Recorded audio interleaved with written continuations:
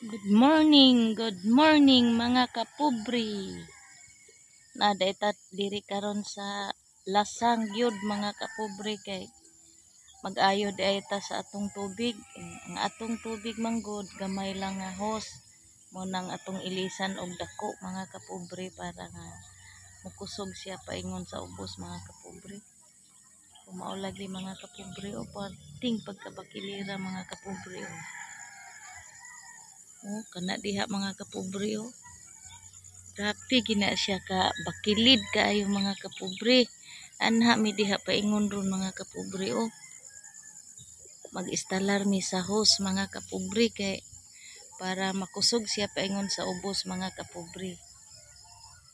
Inani man ginang mga farmer ta mga kapobre kay trabaho gitag tinuod ani mga kapobre.